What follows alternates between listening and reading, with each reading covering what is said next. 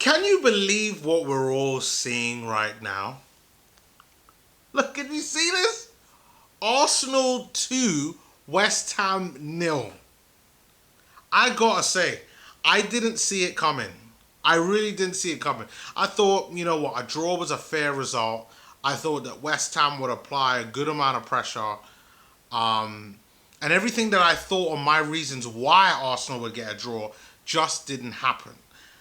And I mean, before I get into that, I just gotta say, well done to Arsenal Football Club, well done to Arteta and the rest of the team for going out there and doing their best and going out there and just attacking and trying to score goals because that's what really matters when it comes to winning at the moment. And as you can see right now at the very least until tomorrow, until Man United plays, Arsenal are in the top four. So it's going to be a bit short-lived, but just enjoy the next 24 hours or so, and we're in the top four. I will. I want to say, Arsenal fans, don't let this get to your head, but go out there, be happy, be positive. I know I'm gonna hear like everything that we could do top four. I personally don't. I'm sure I'm gonna hear people say we could win the league. I don't think we can. But good performance out there today. And I wrote some notes on what I thought of the game. But I will say that overall, the game, Arsenal went out there and they did what I thought that they would do. What was the reason why we won it was really because of David Moyes, in my opinion. I feel as though that David Moyes' tactics in this game were the reason why Arsenal won. Because Arteta got his tactics right, and not right in that he out-tactic Moyes, right in that he just played his own game.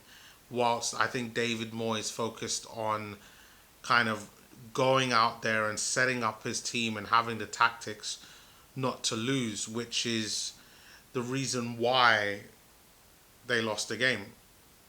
And the reason for that is because they played the same basically formation as us. 4-2-3-1. They have a good defense, so do we. Their attack, I think, is decent. They really have only really one kind of guy scoring goals.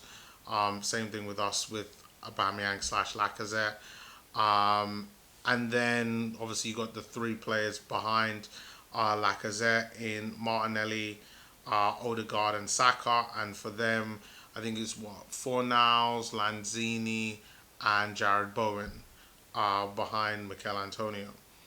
But the key positions for this game, like I even said in my preview, was to deal with Declan Rice and Souček versus Granit Xhaka and Thomas Partey. And I thought that there was no way that David Moyes was, if he'd played more of an attacking brand of football, they easily, in my opinion, would have been able to cause a lot of pressure on Xhaka and Partey. And what we saw from today's game was that there was no pressure on Xhaka, or very, very little of it. I would easily say 90% of the time there was no pressure on Partey and there was no pressure on Xhaka. And that is why Arsenal won this game. The midfield of Arsenal's was allowed to play any way they wanted to play. They didn't press them, which is what I thought that they would have done. And you got none of that from West Ham, and all the West Ham fans should be very frustrated about it. But good thing for us Arsenal fans, because this was a game that I don't expect to win. For me, even in the reverse fixture that's going to be in the second half of the season, at best I expect a draw. I still think that they're a good side. But to be really honest, David Moyes dropped the ball with this one. He had a loser's mentality, and he only focused on playing not to lose. And I guess that might be as a counteractiveness against their previous game against Burnley. But they played as though they didn't want to lose this game rather than playing as though like they wanted to win it, which is what Arsenal's mentality was to play as though that like they wanted to win it. I think after about 5 minutes, they saw that Souček and Declan Rice and the forward players just weren't really kind of pressing and applying pressure on Xhaka and Partey. It was just Xhaka passing the ball wherever needed. It was Partey passing the ball wherever needed. Odegaard sometimes dropping into midfield to add another man there, passing the ball wherever needed. And it was just too easy for Arsenal to do what I've seen them do in their last several games when they've been playing well and winning. And yeah, I think Arteta did exactly what he needed to, which kind of changed the game in the way how I thought. And then even more so, looking at like the notes. So first half, these are my comments. Saka dribbling, causing Masuaku nothing but problems throughout the whole of this game. Saka was my man of the match, playing really really well. Glad that he got an assist out of the game too. Was just the one really making things happen on the right, and it was to the point where David Moyes even changed his tactics to kind of compensate for Saka, and to add more defensive, to add more players behind there. There was a point where Antonio was even playing it in his old defensive role as well, but Masuaku just couldn't handle Saka, and I think that they were very afraid of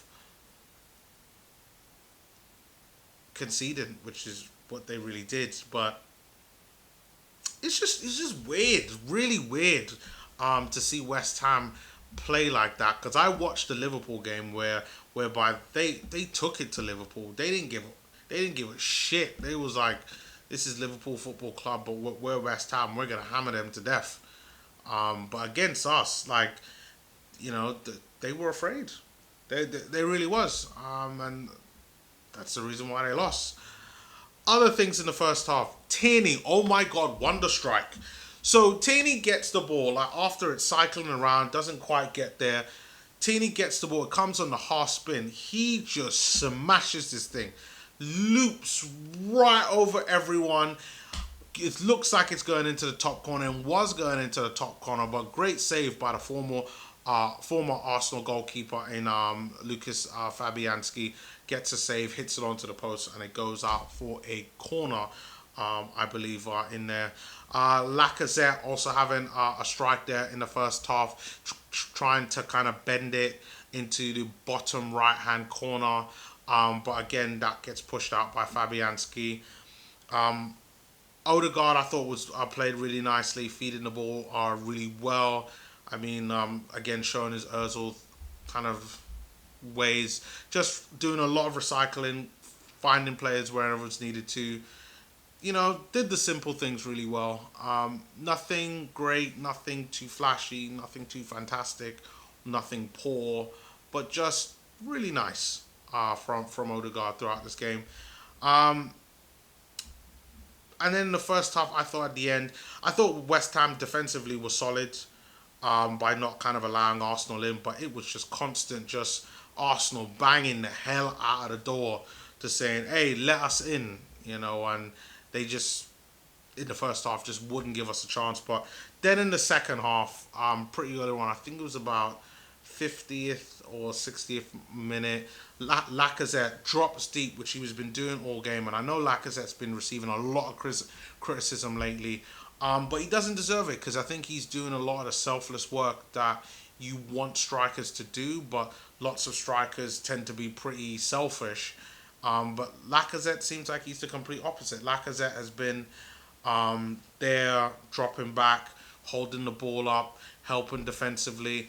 Even at times, Lacazette, like what he's been doing recent and previous games, and I know something that was kind of called out on the 101 Arsenal show that I kind of frequently am on, is that he will drop back almost like in the number 8 position and receive the ball from Xhaka or Partey, so he could be the one to drive the ball forward. And I think he's gotten so used to that. But what that does is that allows Martinelli and Saka to come in as inside forwards, and that's exactly what happened from the goal. So Lacazette drops deep, sets up the ball, sees Martinelli, feeds him through in between the fullback and the centre back, which I think was Dawson.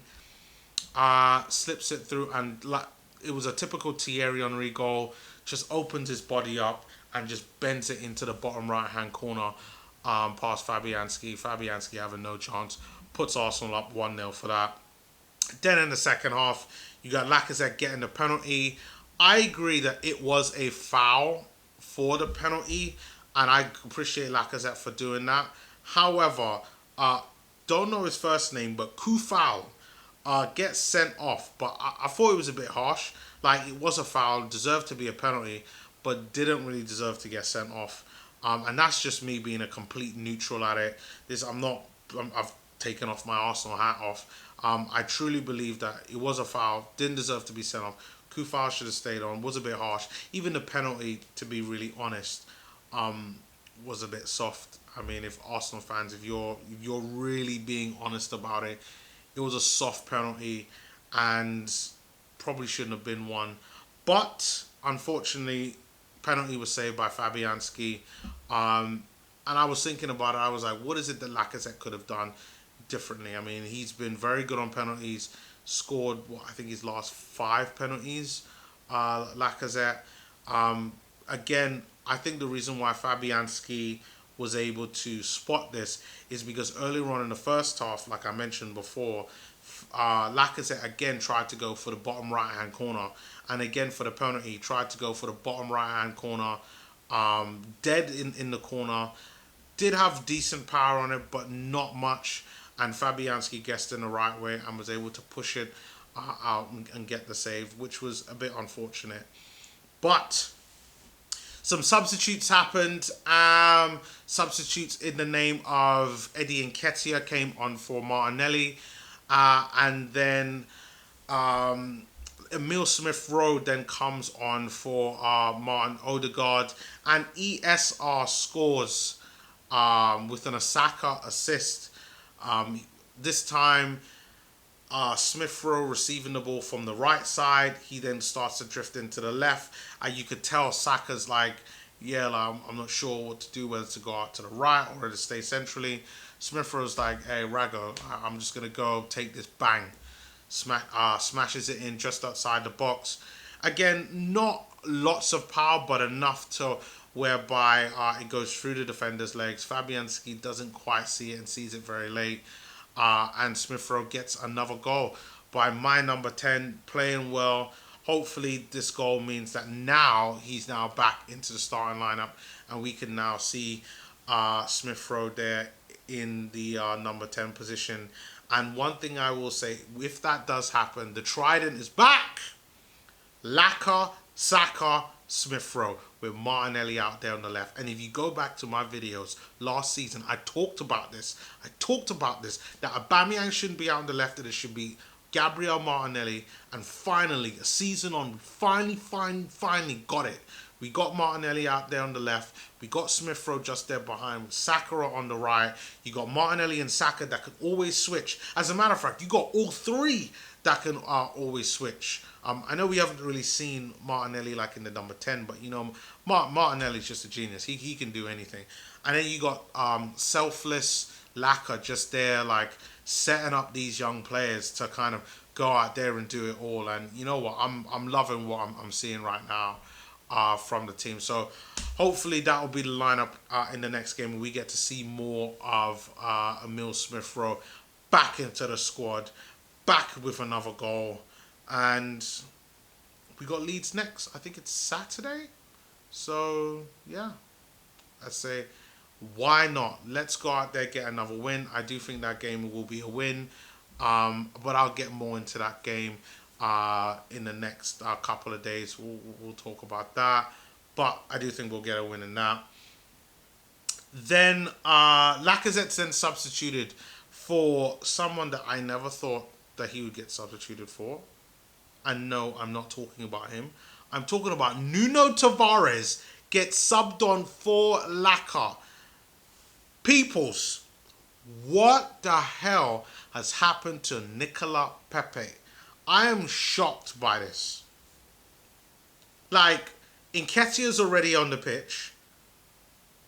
Laka comes off and you bring on an attacking, like basically a wing back for your striker. Why not bring on Pepe? Whatever's going on with Pepe in the club and Pepe and Arteta, I wouldn't be surprised if this may be even closely linked to kind of Aubameyang, kind of Arteta really just out there trying to, just use the whip on them and kind of get these boys into shape. Maybe they're not listening to the instructions from Mikel Arteta, and just things just need to be done. But really and truly, Pepe is in the doghouse. Maybe not even the doghouse. He's somewhere trapped in a closet because he ain't getting out on the pitch anytime soon. And I really do believe his Arsenal career is going to be over. And at some point, I think that we're going to see a bunch of news on Pepe potentially leaving Arsenal, because right now, he's been replaced. He really has been replaced. He's been replaced with Saka, and it's really only kind of squad depth is what Arsenal need right now. I do think that we need one kind of experienced winger. I would like someone that's a little bit older, someone who could provide maybe a bit of leadership. I would like a David Luiz, but in someone that could play in the final third. That's what I would like. Someone that could potentially play as a striker and maybe out wide, or a number 10 who's, been there and done it all, can be a real leader to some of these youngsters. And that's the one thing that I think that Arsenal kind of really missing. And hopefully maybe that's something that's kind of really identified. I know, we're a team youth project, but you got to have a balance. And like players like Lacazette is a balance, like Rob Holding. Rob Holding's what, 25, 26? Is a captain, part of the captain's group. There is also Granit Xhaka, but we're not getting into him for this video. But let's keep going. Let's keep going. I think now we're in the position where we're supposed to be. Now we're probably going to get, if you count the Leeds game and then the Wolves game, which I think will get a draw, that's 4 points. And where were we at in the league? We are at 29 points. So halfway in the season, we really could finish on 33 points. That means by the end of the season, we should finish on 66 points. My only concerns are when it comes to the amount of goals that we're scoring and the amount of goals that we're conceding. That's where it's not good, because there is a direct correlation between how many goals scored, how many goals conceded. That goal difference, your goal difference is almost a direct correlation to where you're going to finish in the Premier League at the end of the season. And right now, our goal difference, I believe, is like +1 at the moment, +1 or +2 at the moment. I know we've got, it's +1 at the moment, so it's okay. But teams like West Ham, have a +7. Man United have, I think it's a 2. Man United's 2. Spurs -1. Wolves -1. Leicester 0. Palace 0. Yeah. And the only thing that I will say, well, you know what? I won't get too much into that because I will be doing my whole review, or halfway review, over the next couple of weeks. But this game at West Ham was a good one. I expected a draw. I think a draw would have been fair. A win puts us in a great position, a very nice position to have a strong end of the season. And who knows, like, top 4 could be a possibility at the end of the season. I don't think so. I'm still going to go with 7th. I don't think that this squad is ready for Champions League football. But I understand the club would like the money to be able to do some things with. So, yeah. Onwards and upwards. Well done, Arsenal. Well done, Arteta, to the rest of the team. Guys, leave your comments below. What do you think of the game? Do you like the way how Arteta played? Are you just concerned about the 3 points? Or are you still about kind of patterns of play and the way how we've been playing, with how everything is at the moment? I do agree that there needs to be work on the midfield, but we're winning games, guys. You know, let's be positive. Let's take the positiveness from this and let's go. Let's keep going. And yeah, let's hope that we do get to the 33 points that I was kind of talking about a few minutes ago, and then maybe get 66, and then who knows, maybe we could finish in the top four. But yeah, I'm being very pessimistic. I'm still gonna stick with seventh. But leave your guys' comments on where you guys think we'll finish. Leave your thoughts on the game. And yeah, I will see you all on my next video, which there'll be a link in the description below.